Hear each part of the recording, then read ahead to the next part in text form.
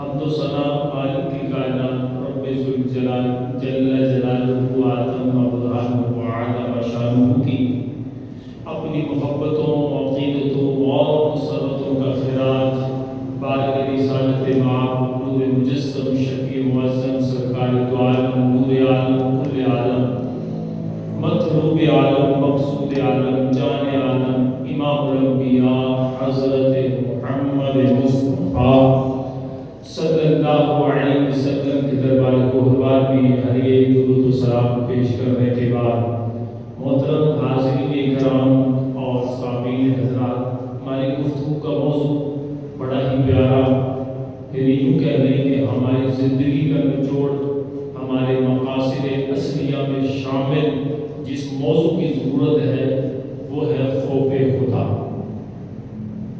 یہ وہ موضوع ہے کہ جس سے بندہ دنیا میں آنے کے مقصد اصلی کو پانے کے لیے اس حروف کے مفہوم پر عمل کرنا شروع کر دے تو اس کے لیے وہ مقصد اصلی پورا ہوتا ہوا نظر آنا شروع ہو جائے گا۔ کیا ہے؟ خوف خدا۔ اللہ رب العزت قرآن پاک کے اندر ارشاد فرماتا ہے، سورہ بقرہ اس سے پہلے والی آیت مبارکہ کا باقاعدہ ایک جمعہ پر خطاب ہو چکا، اس سے اگلی والی آیت مبارکہ ہے۔ اللہ رب العزت ارشاد فرماتا ہے 46 کے اندر، الذین یظنون انہم ملاقو ربہم، وہ لوگ جو یقین رکھتے ہیں کہ وہ اپنے رب سے ملیں گے، ملاقات کریں گے، اپنے رب کی طرف لوٹیں گے، وَأَنَّهُمْ إِلَيْهِ رَاجِعُونَ، اور وہ اس کی طرف لوٹنے کے حوالے سے بھی یقین رکھتے ہیں، یعنی رب کی طرف پلٹیں گے۔ یہ آیت مبارکہ کا تعلق پچھلی آیت کے ساتھ اس طرح ہے کہ تفسیر نعیمی کے اندر مفتی احمد یار خان نعیمی رحمۃ اللہ علیہ نے اس آیت مبارکہ کی تفسیر نقل کرتے ہوئے ارشاد فرمایا کہ اس آیت کا پچھلی آیت کے ساتھ تعلق یوں ہے کہ اللہ رب العزت نے اس سے پیچھے والی پہلے والی آیت یعنی آیت نمبر 45 کے اندر اللہ تعالیٰ فرماتا ہے وَاسْتَعِنُوا بِالصَّبْرِ وَالصَّلَاةِ، نماز اور صبر کے ذریعے مدد طلب کرو، نماز اور صبر کے ذریعے مدد طلب کرو۔ آگے فرمایا وَإِنَّهَا لَكَبِيرَةٌ إِلَّا عَلَى الْخَاشِعِينَ، یہ نماز بہت بھاری ہے، بہت مشکل ہے، مگر وہ جو خاشعین ہیں، جو رب سے ڈرنے والے ہیں، ان کے لیے یہ مشکل نہیں ہے، آسان ہے۔ تو اب سوال یہ ہوا کہ خاشعین کون ہیں؟ جو رب سے ڈرنے والے ہیں وہ کون لوگ ہیں؟ تو یہ سوال کے جواب کے اندر اللہ رب العزت ارشاد فرماتا ہے الذین یظنون انہم ملاقو ربہم، یہ وہ لوگ ہیں کہ جن کو یقین ہے اپنے رب سے ملاقات کا۔ خاشعین کون ہیں؟ جن کو یقین ہے اپنے رب سے ملنے کا، اور وہ ان کی دوسری صفت یہ ہے کہ وَأَنَّهُمْ إِلَيْهِ رَاجِعُونَ، یہ وہ لوگ ہیں خاشع یعنی ڈرنے والے کہ جن کو اللہ رب العزت کی طرف لوٹنا ہے۔ تو یہاں پر اس آیت مبارکہ کی تفسیر کے اندر یہ ہے کہ جب بنی اسرائیل کو ایمان کی دعوت دی گئی کہ آپ ایمان قبول کر لیں، تو ان کو ایمان لانے کے بعد کے معاملات پر جب انہوں نے غور کیا تو ان کو اپنا منصب جاتا ہوا نظر آیا، اپنا مال و متاع جاتا ہوا نظر آیا، اپنا عہدہ کھوتا ہوا نظر آیا، یعنی وہ اس پریشانی میں مبتلا ہو گئے اگر ہم ایمان لاتے ہیں تو جس سٹیٹس پر آج بیٹھے ہوئے ہیں وہ سٹیٹس ہمارا کھو جائے گا۔ جو اگر ہم صحیح معنوں میں آج بھی دنیا کے اندر جو لوگ کہتے ہیں نا یار ہم صحیح معنوں میں اگر اسلام کے اصول و ضوابط پر عمل کریں نا تو پھر ہمیں یہ مال و متاع نہیں ملنے والا، آج بھی یہ دنیا کے اندر آج بھی ہمارے دور حاضر کے اندر یہ جملے کہتے ہوئے لوگ نظر آتے ہیں کہ یار اگر وہ سب کچھ یعنی خالی حال اور جیب خالی معاملات خالی گزارنے ہیں نا تو اصول و ضوابط اسلام کے اصولوں پر عمل کرنا شروع کر دو۔ نعوذ باللہ غالب انہوں نے بھی وہی سوچ اپنا رکھی جو بنی اسرائیل کو جب ایمان کی کے لیے کہا گیا کہ تم ایمان لاؤ، تو ان کو نظر آیا کہ ہمارا اسٹیٹس چلا جائے گا، ہمارا عہدہ کھو جائے گا، ہمارا منصب جو ہم نے مال و متاع مل رہا ہے لوگوں سے وہ چلا جائے گا، ہماری بنی ہوئی جو ایک یعنی مہانت لگی ہوئی ہے وہ کھو جائے گی تو ہم اگر ایمان لاتے ہیں۔ تو اب ان کو بتایا گیا کہ تمہارے لیے یہ جو پریشانی مشکل پیش آ رہی ہے نا، تمہارے لیے آسانی یہ ہے کہ تم صبر اور نماز کے ذریعے مدد طلب کرو، صبر اور نماز کے ذریعے مدد طلب کرو، وَاسْتَعِينُوا بِالصَّبْرِ وَالصَّلَاةِ، یہ ان کو کہا گیا کہ تم نماز اور صبر کے ذریعے مدد طلب کرو، یہ تمہاری پریشانیاں آسان ہو جائیں، تمہارے معاملات جو تمہیں خوف طاری ہو گیا ہے نا اس کا دنیا کا، یہ ہلکا ہو جائے گا کہ جب تم نماز اور صبر کے ذریعے مدد طلب کرو گے۔ اب یہاں پر مفتی صاحب نے لکھا کہ دراصل مشکل تو ان کو پیش آ رہی تھی دنیا کے مال کی، اپنے عہدے کی، اپنے یعنی اسٹیٹس کی، وہ کھوتا ہوا نظر آ رہا تھا، وہ ان کے حال سے جاتا ہوا نظر آ رہا تھا۔ تو اس وقت جب ان کو یہ پریشانی لاحق ہوئی تو اب ان کو صبر کے ذریعے مدد طلب کرو، تو جب ان سے یہ کہا گیا نا نماز اور صبر کے ذریعے مدد طلب کرو تو وہ خود پریشان ہوئے کہ یہ کیسے ہوگا۔ تو اللہ رب العزت کہ اس قرآن کے معنی کو تفسیر کے اندر بیان کیا گیا کہ جب بندہ صحیح معنوں میں سچے دل کے ساتھ اپنے رب کی معرفت لیتے ہوئے خشوع و خضوع کے ساتھ اللہ کے حضور پلٹنے کا ارادہ رکھتا ہے اور اس کو یقین ہے کہ مجھ پر موت طاری ہوگی، مجھے اسی رب کی بارگاہ میں لوٹنا ہے، تو وہ جب اللہ کے حضور کھڑا ہوتا ہے نا تو وہ نماز کے لیے کھڑا ہوگا، یعنی یہ دل میں جب اس کے دل میں خیال پیدا ہوگا کہ مجھے اسی کی بارگاہ میں لوٹنا ہے، اسی سے ملاقات کرنی ہے، جب یہ دل میں بات بیٹھ جائے گی اگلی بات ہے کہ وہ نماز کے لیے اس کو قرار مل جائے گا۔ تو جب نماز کے لیے قرار ملے گا نا تو نماز اس کے لیے سکون کا باعث بن جائے گا۔ تو نماز جب سکون کا باعث بنے گی بلکہ دل میں لذت بھی پیدا ہوگی، خشوع و خضوع بھی ملے گا، تو جب خشوع و خضوع ملے گا تو اس نماز کی برکت سے اس کو عبادت آسان ہو جائے گی، اور جب عبادت آسان ہوگی تو اللہ تعالیٰ اس عبادت کی محبت اس کے دل میں ڈال دے، اور جب محبت دل میں آ جائے گی گویا کہ ایمان کی مٹھاس مل جائے گی، اور جب ایمان کی مٹھاس مل جائے گی تو وہ مشکلات جو اس کو در پہ ہو رہی تھی اللہ رب العزت اس میں آسانیاں پیدا کرے۔ یہ ہے نماز سے صبر اور نماز سے اور صبر سے مدد کرنا۔ اور پھر فرمایا گیا، اللہ فرماتا ہے کہ اس کے لیے کہ جو پریشان رہتا ہے کہ یار میں نماز پڑھنا چاہتا ہوں لیکن دنیا کا معاملات میرے آڑے آ جاتی ہیں، میں الارم بھی لگاتا ہوں پھر بھی نہیں اٹھ پاتا، یا میں کوشش کرتا ہوں لیکن پتہ نہیں کیا کہ جب نماز کا ٹائم ہوتا ہے مجھے نہ کوئی کام کاج یا میرا مالک جو ہے مجھے نکلنے نہیں دیتا۔ یعنی ہم بہانے بنانا شروع کر دیتے ہیں اپنے اس رب کے حکم کے مقابل کہ جو دنیا دار ہے حاکم اس کے سامنے کا، اس کی مثالیں دینا شروع کر دیتے ہیں۔ لیکن اللہ رب العزت کے اس فرمان پر جب بندے کا غور ہوگا نا، فکر ہوگی، وہ جب یہ دیکھے گا کہ اللہ فرما رہا ہے الذین یظنون انہم ملاقو ربہم، دنیا کی ساری چیزیں ادھر ہی رہ جانی ہیں، مال و متاع ادھر ہی رہ جانا ہے، جس کے لیے ہم بہانے بنا رہے تھے نا انہوں نے کندھوں پہ اٹھا کے ہمیں قبرستان چھوڑ کر آنا ہے۔ تو یہ اللہ فرما رہا ہے سب چیزوں کا علاج یہ ہے کہ بندہ یہ یقین کر لے کہ رب کے فرمان پر الذین یظنون انہم ملاقو ربہم، یہ وہ لوگ ہیں کہ جن کو یقین ہے ان کو اپنے رب سے ملاقات کرنی ہے۔ یہاں پر یظن ظن یقین کے معنی میں، اور خاشع کہتے ہی اسے ہیں، کامیاب بندہ جو رب سے ڈرنے والا ہے، خوف خدا رکھنے والا ہے، کہتے ہی اسے ہیں کہ جس کو ہر وقت ہر پل یہی ہو کہ مجھے اپنے رب سے ملاقات ہے۔ اور پھر اللہ فرماتا ہے وَأَنَّهُمْ إِلَيْهِ رَاجِعُونَ، ان کے دل و دماغ میں یہ بات بیٹھ جاتی ہے مجھے رب ہی کی طرف لوٹنا ہے۔ تو جب اس کے دل و دماغ میں یہ بات بیٹھ جائے، راسخ ہو جائے، تو پھر وہ اس کو دنیا کے بہانے سامنے کوئی وقت نہیں رکھتے، وہ ہر وقت پھر اپنے رب کو راضی کرنے میں لگا ہے، وہ خوف خدا رکھے ہوئے ہوتا ہے، وہ خاشعین میں شامل ہو جاتا ہے، اس کو نماز کا بوجھ نہیں لگتا، وہ ہر وقت اپنے رب کو راضی کرنے میں لگا ہوتا ہے۔ یہ بندے کے دل میں چیز پیدا ہو جائے نا، خوف خدا اور اپنے رب سے ملاقات، یعنی موت اس کو یاد ہو کہ بھی مجھے مرنا ہے۔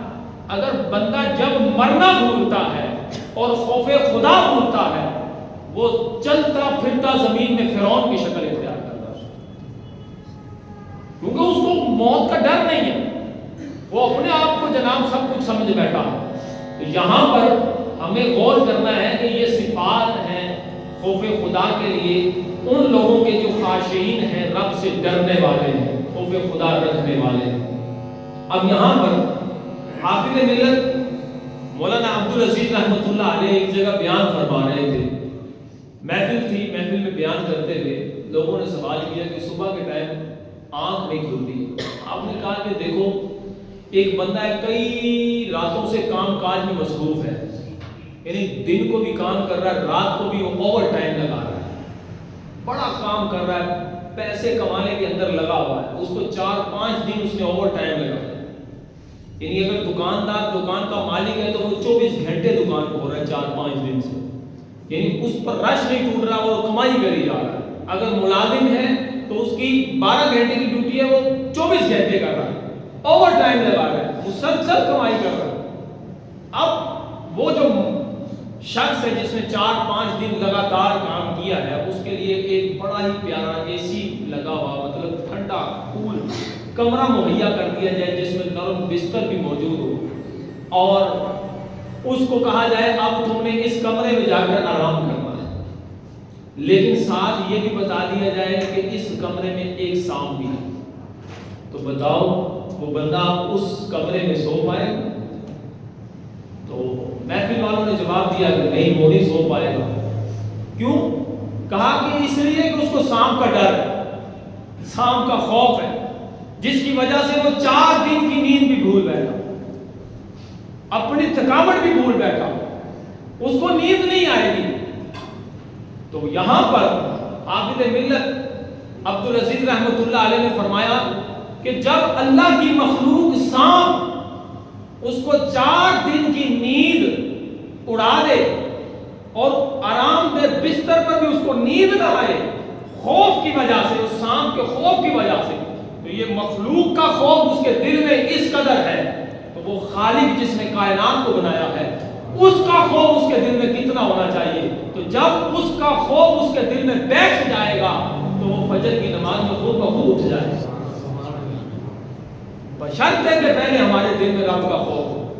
ہم جتنا مرضی اپنے آپ من کو سمجھا لیں، زبان سے کہتے سارے لوگ ہیں یار بڑا یار اپنے رب کا خوف ہے، لیکن جب باری آتی ہے نا گناہ کرنے کی، جب باری آتی ہے رب کی نافرمانی کرنے کی، جب باری آتی ہے نماز چھوڑنے کی، ادھر سے موذن حی علی الفلاح، آؤ کامیابی کی طرف، ہمیں کامیابی مال میں نظر آ رہی ہے، اس وقت ہم ساری باتیں بھول جاتے ہیں۔ اس وقت ہمیں خوف نہیں، ہمیں خوف کس کا ہوتا ہے؟ سپروائزر کا، ہمیں خوف کس کا ہوتا ہے؟ اپنے مالک کا، ہمیں خوف کس کا ہوتا ہے؟ جو یعنی کمپنی کا مالک ہے اس کا۔ ہمارے دل میں یہ خوف بیٹھا ہوا ہے۔ جب بندے کے دل میں یہ خوف بیٹھ جائے نا تو وہ یاد کرو معقولہ حضرت کعب بن احبار رضی اللہ تعالی عنہ فرماتے ہیں کہ جب بندے کے دل میں رب کا خوف بیٹھ جائے نا تو ساری دنیا اس سے ڈرنے لگ جاتی ہے، اور جب بندے کے دل سے رب کا خوف نکل جائے تو وہ ساری دنیا سے ڈرنے لگ جاتا ہے۔ تو ہمارا حال کیا ہے؟ ہم خود ہی سوچ لیں تو ہم اپنے بارے میں غور و فکر کر سکتے ہیں کہ ہمارے دل میں رب کا خوف ہے یا دنیا۔ یہ حالات ہمارے سامنے ہیں، تو ہمارے دل میں اگر اپنے مقصد حیات کو پانا چاہتے ہیں، جس مقصد کے لیے ہمیں تخلیق کیا گیا اس کو پانا چاہتے ہیں، تو اپنے دل کے اندر خوف خدا پیدا کریں، تو یہ آسانیاں پیدا کریں۔ تو یہ بنی اسرائیل کو بھی یہ کہا گیا کہ اگر تم چاہتے ہو کہ تمہارے لیے آسانیاں پیدا ہو جائیں تو فرمایا گیا کہ نماز پڑھو، صبر سے مدد طلب کرو، اور یہ پھر آگے فرمایا گیا وَإِنَّهَا لَكَبِيرَةٌ، یہ نماز بڑی بوجھ کا باعث ہے، بڑی پریشانی کا باعث ہے، مگر إِلَّا عَلَى الْخَاشِعِينَ، لیکن وہ جو رب سے ڈرنے والے ہیں ان کے لیے بوجھ کا باعث نہیں ہے۔ جو خوف رکھنے والے ان کے لیے پریشانی کا باعث نہیں ہے۔ اور یہاں پر ایک اور بات ہے کہ جو رب کا خوف رکھتے ہیں نا، خوف خدا رکھتے ہیں، خوف خدا خود ہمت پیدا کرتا ہے بلکہ طاقت کا باعث ہے۔ انسان کے اندر رب اس کے اندر ایسی قوت پیدا کر جاتا ہے کہ وہ پہاڑوں سے بھی ٹکرا جاتا ہے، وہ سمندروں سے بھی ٹکرا جاتا ہے کہ جب اس کے دل میں خوف خدا ہو، بشرط ہے خوف خدا ہو۔ قرآن پاک کے اندر ایک واقعہ موجود ہے، حضرت طالوت رحمۃ اللہ علیہ، یہ بنی اسرائیل کے دور کے بادشاہ گزرے۔ ان کو بادشاہ کس نے بنایا؟ اللہ تعالیٰ نے اس دور کے نبی علیہ السلام کی طرف وحی فرمائی کہ طالوت کو بادشاہ بنایا جائے۔ حضرت طالوت بادشاہ بن گئے۔ اب یہ جب بادشاہ بنے نا تو انہوں نے اپنی ایک فوج تیار کی، ایک جالوت تھا غیر مسلم، سورہ بقرہ کے اندر یہ واقعہ موجود ہے۔ تو جالوت کے مقابل لڑائی کے لیے فوج تیار کی۔ حضرت طالوت رحمۃ اللہ علیہ اپنی فوج کو لے کر، یعنی جو اللہ کے بندے تھے، یعنی ان کے ماننے والے تھے، ان کو لے کر جالوت کی طرف چڑھائی کرنے کے لیے جا رہے تھے۔ جب یہ چلتے چلتے رستے میں جا رہے تھے تو یہ ایک میدان سے گزر رہے تھے، تو اس میدان سے گزرتے گزرتے ان پر پیاس طاری ہوئی۔ اللہ نے ان کو امتحان میں مبتلا کر دیا، رب نے ان کو امتحان میں مبتلا کر دیا۔ اب جب یہ امتحان میں مبتلا ہوئے نا تو اللہ تعالیٰ نے ان کی طرف یہ پیغام بھیجا کہ رستے میں آگے چل کر ایک نہر آئے گی، ان کو لگی ہوئی تھی پیاس، فرمایا کہ جو نہر سے پانی پی لے گا نا وہ واپس چلا جائے گا، جو پانی نہیں پیے گا نا وہ آگے جنگ کرنے کے لیے جائے گا۔ اب یہ طالوت رحمۃ اللہ علیہ کے ساتھ جو جنگ کرنے جا رہے تھے، یہ کافی سارے لوگ تھے، ہزاروں کی تعداد میں۔ جب یہ وہاں سے گزرے نا تو کافی لوگ جو ان سے ہیں وہ وہاں پر جا کر پانی پی لیا، نہر سے پانی پیا تو واپس چلے گئے، باقی 313 بچے۔ اب جب 313 باقی بچے تو وہ مقابلے کے لیے وہاں پر جو کافی ساری فوج تھی جالوت کی، اس کے مقابل کھڑے ہوئے۔ تو جب جالوت کے مقابل یہ کھڑے ہوئے تو وہاں زیادہ لوگ تھے، یہاں کم لوگ تھے، ان کا مقابلہ ہوا تو یہ جو 313 لوگ تھے نا، ان میں سے لوگوں نے کہا، قرآن پاک کے الفاظ ہیں، اللہ فرماتا ہے قالوا لا طاقت لنا اليوم بجالوت وجنوده، ان لوگوں نے کہا ہمارے اندر یہ طاقت نہیں ہے کہ ہم جالوت اور اس کے لشکر سے لڑ سکیں، کیونکہ وہ زیادہ تعداد میں ہے اور ہم تھوڑی تعداد میں ہیں، تو ہم کیسے لڑ سکتے ہیں؟ تو کچھ لوگ ان میں بھی ایسے تھے کہ جو پریشانی میں مبتلا ہو گئے، جن کو کچھ مسئلہ ہوا، لیکن کچھ لوگ ان میں ایسے تھے قال الذين يظنون انهم ملاقو الله، ان میں کچھ لوگ وہ تھے کہ جن کو یقین تھا کہ انہوں نے اللہ سے ملاقات کرنی، یعنی ان کے دل میں رب کا خوف تھا، ان کے دل میں جب رب کا خوف بیٹھا ہوا تھا تو انہوں نے کہا کم من فیۃ قلیلۃ غلبت فیۃ کثیرۃ باذن اللہ، چاہے ہم تھوڑا گروہ ہیں، ہمارے افراد 313 ہی صحیح، ان کے ہزاروں ہی صحیح، لیکن اللہ کے حکم سے ہم فتح پا سکتے ہیں، رب کی اجازت ہوئی، اللہ کا اذن ہوا تو اللہ ہمیں فتح دے دے گا۔ تو یہی ہوا کہ جن کے دل میں رب کا خوف تھا وہ ہزاروں سے لڑ پڑے اور رب نے ان کو فتح عطا فرما دی۔ اور یہی حال محرم الحرام میں جو ہم واقعہ یاد کرتے ہیں کربلا کا میدان، امام حسین رضی اللہ تعالی عنہ سامنے موجود ہے، یزیدی فوج ہے، 22,000 کا لشکر ہے، یہاں پر 72 ٹن ہے اور اسلحہ بھی موجود نہیں ہے، اور حالات یہ ہے کہ 3 دن کے بھوکے پیاسے ہیں، اور آپ کی بہن حضرت زینب رضی اللہ تعالی عنہا حاضر ہوتی ہیں امام حسین کے پاس 10 محرم کی صبح، کہتی ہے سامنے موت منڈلا رہی ہے، دائیں بائیں اور سامنے فوج ہے یزید کی، ہمیں موت نظر آ رہی ہے، تو یہ نہ ہو کہ وہ ہمیں چند ہی لمحے میں شہید کر دے۔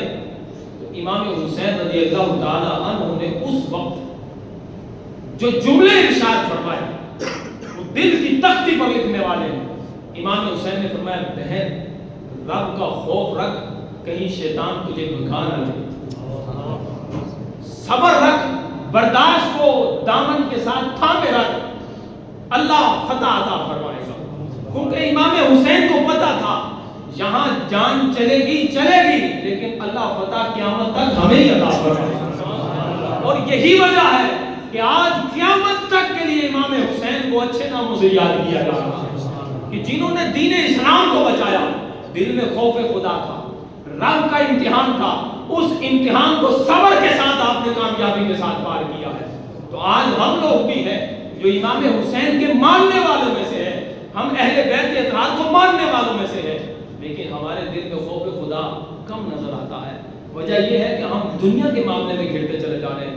جو یزیدی فکر تھی وہ بھی نمازی تھے, لیکن وہ اور طریقے کے ساتھ کام برے کرنا چاہتے تھے, لیکن ان باطل کے ہاتھ میں امام حسین نے ہاتھ نہ دے کر قیامت تک کے لیے پیغام دے دیا کہ حق کا خوف رکھو, اللہ فتح بھی عطا فرمائے.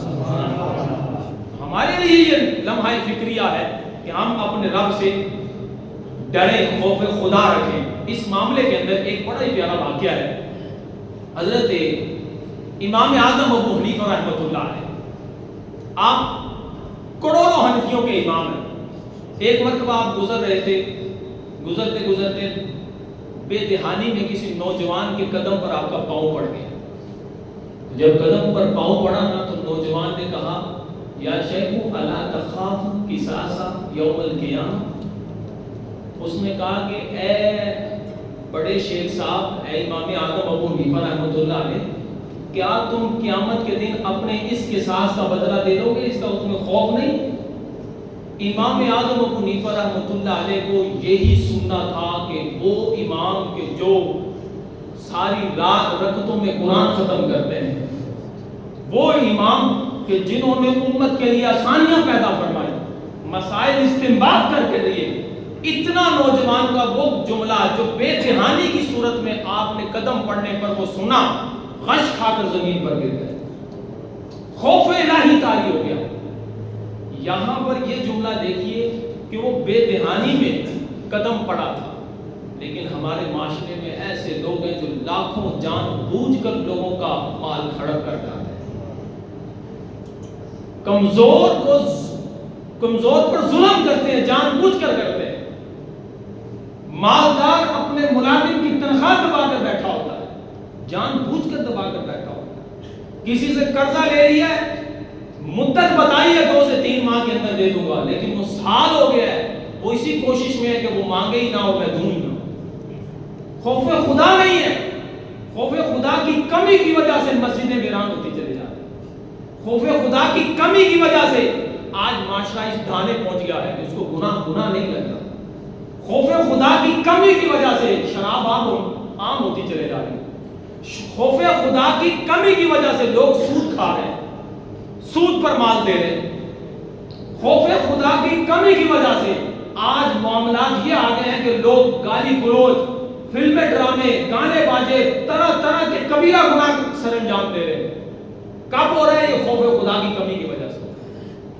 لوگوں کا مال ہڑپ کر بیٹھے ہوئے ہیں, قبضہ زمین پر کر کے بیٹھے ہوئے ہیں, کیونکہ خوف خدا نہیں ہے. ان کو دنیا کی بس اپنی لالچ نظر آ رہی ہے. لیکن یہ یاد رکھیے گا, یہ واقعہ سن کر سبق لیجئے گا. حجاج بن یوسف کا ایک سپہ سالار تھا جس کا نام محلب تھا.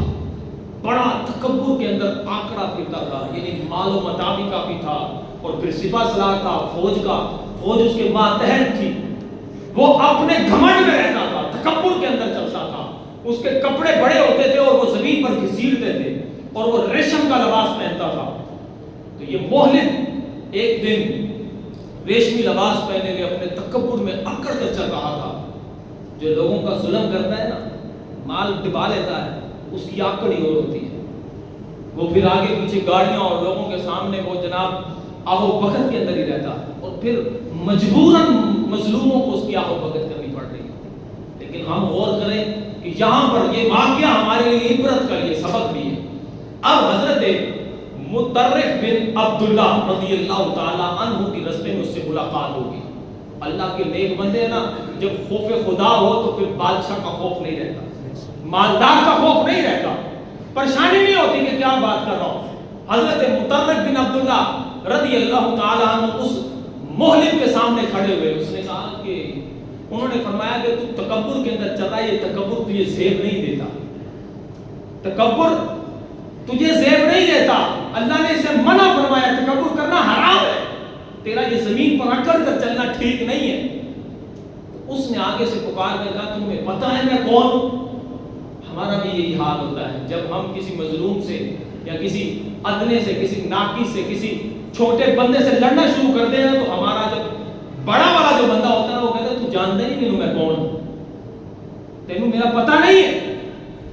آج کل عوام ایسے طرح لڑتی، اگلے ذات ذات پر لڑائیاں بیٹھ کر بیٹھے ہوئے، تیری فلاں کاسٹ ہے تو میری فلاں کاسٹ ہے، تو ہمیں سارا پتہ ہی نہیں، اسی فلاں ہوں گے۔ یعنی یہ بدماشی کے نئے نئے طریقے ہمارے سامنے ہیں۔ ہم گھروں کے گھر لڑائی جنگ کیوں بنے ہوئے؟ میدان جنگ کس وجہ سے؟ انہوں نے سارا پتہ ہی نہیں، لو جی پتہ چل جاتا ہے۔ سنو، حضرت مطرف بن عبداللہ رضی اللہ تعالیٰ عنہ نے فرمایا کہ ہاں مجھے پتہ ہے تیرا، سن تو کون ہے؟ فرمایا اولک نطفۃ مادرہ، پہلے تو گندا نطفہ تھا، ناپاک نطفہ تھا، یعنی تیری حیثیت یہ ہے کہ پہلی حالت تیری یہ ہے کہ تو ناپاک نطفہ، وآخرک جیفۃ قاذرہ، اور آخر تیرا یہ ہے کہ تو گلی سڑی لاش ہے۔ اور پھر تیسرا جملہ ارشاد فرمایا، فرمایا انت بین ذالک تحمل العذرہ، اور تیری حالت یہ ہے کہ پیدا ہونے سے لے کر مرنے تک کے درمیان تو پیٹ میں گند لے کر گھوم رہا ہے۔ پتہ لگ گیا کہ میں کون ہوں؟ اس نے جب یہ سنا تو شرمندگی کے ساتھ آنکھیں نیچی کر کے، سر نیچے کر کے، عاجزی کے ساتھ توبہ کرتا ہوا آگے چلا گیا۔ تو جب ہمیں پتہ ہے یار ہماری ابتدا ناپاک ہے، انتہا گلی ہوئی سڑی لاش ہے، درمیان میں پیٹ کے اندر ناپاکی لے کر گھوم رہے، تو پھر آکر گائے گی؟ رب کا خوف پیدا ہوگا نا، تو پھر بندہ اپنے رب کے معاملات کے اندر وہ فوراً بڑھ کر اپنے رب کو راضی کرنے والے کاموں میں مشغول ہو جائے۔ بندہ ناکام اس وقت ہوتا ہے، نادانی اس وقت کرتا ہے کہ جب رب کے خوف کو نکال کر دنیا کا خوف پیدا کر لیتا۔ تو حضرت کعب بن احبار رضی اللہ تعالیٰ عنہ نے فرمایا کہ جس کے دل میں رب کا خوف ہوتا ہے پوری دنیا اس سے خوف کرتی ہے، اور جس کے دل میں دنیا کا خوف ہوتا ہے رب کا خوف نہیں ہوتا، یعنی رب کا خوف نکل جائے تو پھر دنیا کا خوف پیدا ہو جاتا ہے۔ حالات ہم اپنے سامنے خود بنا سکتے ہیں، ہماری جو بہانے مسالے جو ہیں وہ ساری ہمارے سامنے۔ آج کوئی کسی کا مال ہڑپ کر بیٹھا ہے تو رب کے خوف نہ ہونے کی وجہ سے، اگر کسی نے کسی کو گالی دی ہے رب کا خوف نہ ہونے کی وجہ سے، اگر کسی نے کسی پر ظلم کیا ہے رب کا خوف نہ ہونے کی وجہ سے، اگر کوئی کسی کو پریشان کر رہا ہے رب کا خوف نہ ہونے کی وجہ سے، اگر کوئی کسی ملازم کی تنخواہ دبا کر بیٹھا ہے تو رب کے خوف میں کمی ہونے کی وجہ سے۔ یہی اپنے اوپر بیت رہی ہو تو ہم مثالیں دیتے ہیں، یار ہم نے تو اس کے ساتھ صلح کیا تھا، ہم نے تو یہ فلاں کیا تھا۔ تو غور کریں، اللہ رب العزت کے بندوں کی نشانیوں میں یہ نشانی ہے کہ وہ خاشعین جو رب سے خوف رکھنے والے ہیں۔ اللہ رب العزت قرآن پاک میں ارشاد فرماتا ہے الذین یظنون انہم ملاقو ربہم، یہ وہ لوگ ہیں کہ جن کو اپنے رب سے ملاقات کی یقین ہوتا ہے۔ جب بندے کے اندر یہ صفت پیدا ہو جائے کہ اسے اپنے رب سے ملنا ہی ملنا ہے۔ اور پھر فرمایا وَأَنَّهُمْ إِلَيْهِ رَاجِعُونَ، اسی رب کی طرف لوٹ کر جانا ہے۔ تو پھر جو مقصد حیات ہے، جس مقصد کے لیے رب نے ہمیں پیدا کیا ہے، تو پھر وہ بندہ اس مقصد کو پورا کرتا ہوا نظر آئے گا کہ جب اس کو یہ پتا ہوگا کہ مجھے اپنے رب سے ہی ملنا، اسی کی طرف لوٹ کر جانا ہے، تو اس سے بندے کو نماز میں بھی قرار ملے گا، عبادت میں بھی آسان ہو جائیں گی، اور پھر رب تعالیٰ عبادتوں سے محبت بھی پیدا کر دے گا۔ اور پھر جب بندے کو عبادتوں سے محبت ہو جاتی ہے نا تو آسانیاں ہو جاتی ہیں، تو پھر اللہ تعالیٰ اس کی دنیا کی ساری پریشانیاں ختم کر دیتا۔ اگر ہم اپنی پریشانیاں ختم کرنے چاہتے ہیں، ہمارے لیے یہ بھی سوال ہے کہ خوف خدا پیدا ہی کیسے ہو؟ خوف خدا کو پیدا کرنے کا ایک طریقہ یہ ہے کہ بندہ اپنی موت کو کثرت سے یاد کرے کہ اب مرا، پتہ نہیں یہ سانس آئی ہے یہ جانی ہے کہ نہیں، یہ جو نکل رہی ہے واپس اندر سانس جائے گا کہ نہیں۔ ہم پہلے اپنی موت کو یاد کریں۔ نمبر 2، قرآن کی تلاوت کثرت سے کریں۔ اور بعض بزرگوں نے، امام غزالی علیہ رحمۃ اللہ علیہ نے لکھا، یہاں پر آپ فرماتے ہیں کہ اس کو چاہیے کہ ہفتے میں 1 مرتبہ قبرستان کا چکر لگائے اور پھر اپنی حقیقت حال کو دیکھ لے، مرنے کے بعد تجھے ادھر آنا ہے یہ وہ جگہ ہے جہاں پر سب چھوڑ کر چلے جائیں. تو اب سمجھ میں آ جائے گا کہ میں نے کس کے ساتھ کیسا سلوک کرنا ہے. اللہ تعالیٰ ہمیں عمل کی توفیق عطا فرمائے.